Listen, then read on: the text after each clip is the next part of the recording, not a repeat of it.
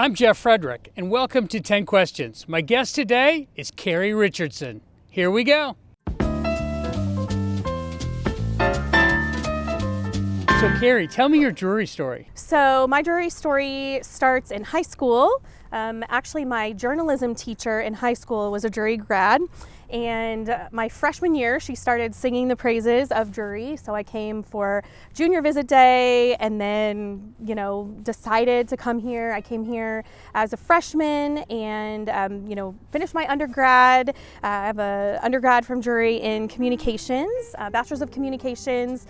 And I really loved my experience and then came back right during the pandemic to finish my master's program. I have a master's in nonprofit and civic leadership, and that's kind of my academic story. Although when people ask me typically about my Drury story, I would say it's always tied with the people that I met and how mentorship and friendship has really changed the trajectory of my career. Every job that I have ever had, except for my first job, which was in Detroit, Michigan. I'm so glad you're back. Yeah, me too. After graduation, after my undergrad, I got married and moved away for a few years. And with the exception of that job, every position that I've held since has been involved in some way with Drury, a Drury graduate, a Drury connection. And so I really credit my career and so many friendships to my Drury story. And you did a million things when you were here. I did some things, yeah. I liked being involved. I came to Drury, wanting to write and really kind of plugged in with the communications world. So I was involved in the student chapter of Association for Women in Communications. I worked as a student at the Great Game of Business. So that was really awesome opportunity. And then as a student worker, I worked in the alumni development office and the bookstore. So all kinds of fun things. When you were little, what did you think you would be when you grew up? So I always wanted to write. I knew I wanted to be a writer of some kind, and I was editor of the school paper and the yearbook all through high school, and so I really expected to come to Drury and be a journalist. In fact, the other colleges that I was looking at when I was considering a college were all, award-winning journalism J schools, programs. yeah. And I got full ride offers to some of those places, and the connection and just the energy that I felt when I came on the Drury campus and realized that as a freshman I could have a byline in the Drury Mirror and that I could have an active role in doing my career right away. Yeah. There was no doubt in my mind that was the path I needed to take. So interestingly enough, I decided, I want to write, and journalism was my career field, and I was the kid that, in elementary school was like, I am going to write and I am going to be a journalist. And then I got to college, took many journalism classes, and frankly, I decided, I don't know that I want to always be uncovering kind of difficult things. And I really realized that communications had such a broad impact and also really opened my career opportunities. And so I started taking some other communications classes and realized I think journalism is too narrow, and I can still apply my love for writing in a broader communications degree. That's great. Yeah. That's great. So was there a favorite place that you had on campus? That's such a hard question. I think I'm going to answer, but it's not a real answer, okay? My favorite place is 2 seasons, which is fall and all the trees blooming, or spring and all the flowers blooming. So those 2 times, and honestly, it doesn't matter where I am. I have 2 pictures still hanging in my house that are on frames I've had since college, and they are pictures of trees at Drury that are in full bloom, bright yellows and oranges and reds, and just that I think that vibe, that like very fall academic vibe with the leaves falling and just the energy of the world of education was always awesome to me. The trees are the true owners of this campus. The rest of us are just passing through. I don't disagree. And the flowers that I love are all around the trees. So absolutely.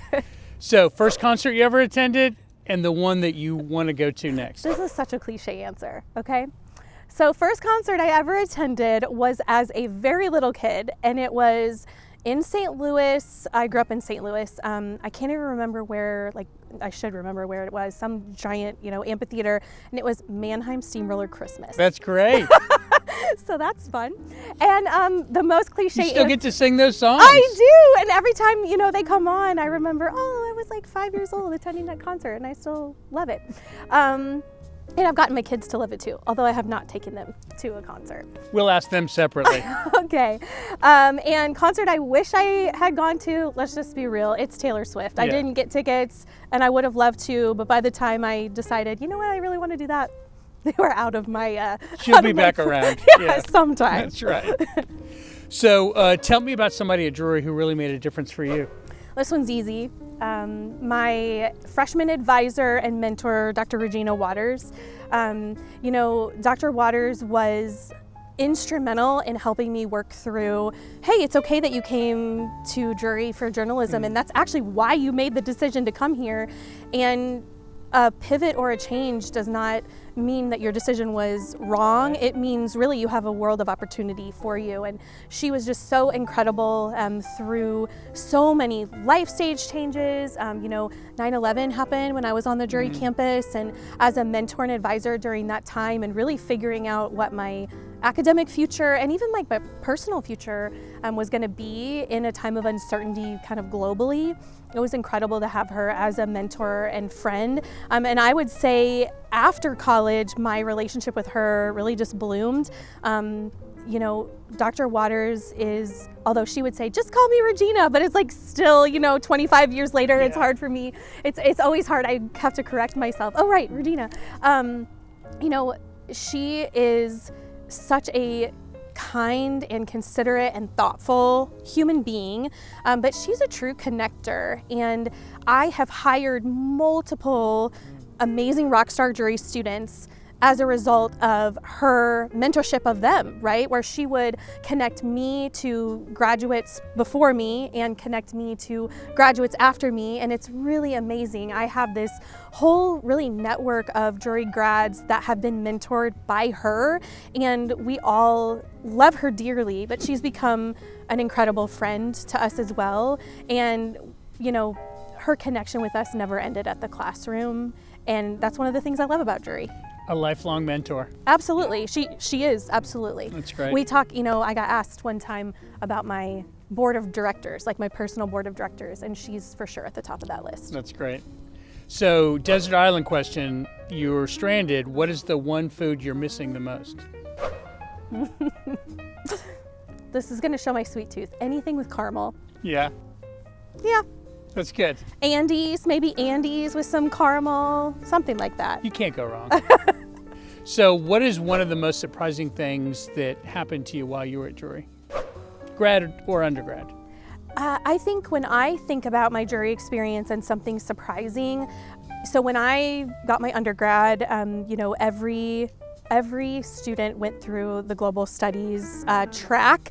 So I have a global studies minor, and I really feel like that curriculum now, I didn't think about it like this when I was a student, at 18 or 19, but now looking back, the content that we learned and the perspectives that it allowed me to wrestle with and understand has really been transformative to how I view community building, to how I view connecting with people who are like me and who are not, to value different perspectives and understand my role as a global citizen. And I think, there's lots of ways that can, be of value, but I think for me, again, it sounds a little silly, but I vividly remember sitting in classes and recognizing that it's not just about the content we're learning, it's about the critical thinking behind it. And again, being that citizen of the world and understanding how to work with and connect with people.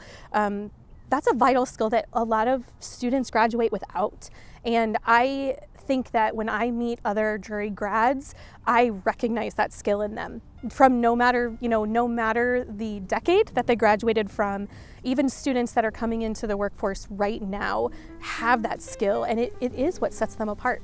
And I'm grateful for it. Best piece of advice you ever received? Pause. Tell me more. I am a go 100 miles an hour person, and I have another mentor, an executive coach who always shares with me that his top piece of advice for him or from him is, before you make a decision, before you speak, just pause. Pause and think about what you're saying, think about how you're saying it, think about the decisions that you want to make, and not pause to delay or pause to disrupt a process, but really just consider that rushing into something, or again, my internal pace is just fast, and it's helpful to pause. And so I'm not a person, it's probably a good piece of advice for me because I'm not good at it. So I have to remind myself, if I'm in meetings, I'm always I'm easily the first one to jump in with an idea or speak. And sometimes that's not the best. And so it just allows me, I think, to help hear other people's ideas before my own, help really listen instead of always be the one to contribute. So lots of lessons there. I think that was one of the really cool things that we figured out how to do better during COVID, because we were on Zoom and you can't talk and listen, you can't talk over each other. You kind of have to wait for the other person, and that builds in that pause, and then you jump in. Yeah. Absolutely. Even if it's not clunky, but I think one of the things that I've learned is that pausing is uncomfortable for us because we're so used to listening to what someone's saying and already formulating our response and saying it as soon as they're done. And the practice of learning to pause has been really beneficial for me. I think it's great advice, because as a leader, sometimes you're expected to know everything and to immediately complete everyone's sentence, and that pause is really good. Yeah. So you can invite anyone to come to Leadership Springfield or to Drury or to Springfield to spend the day, or to go out to lunch, or to talk to any of the people that you're most close to. Who would you pick and why? Man, this is such a hard question.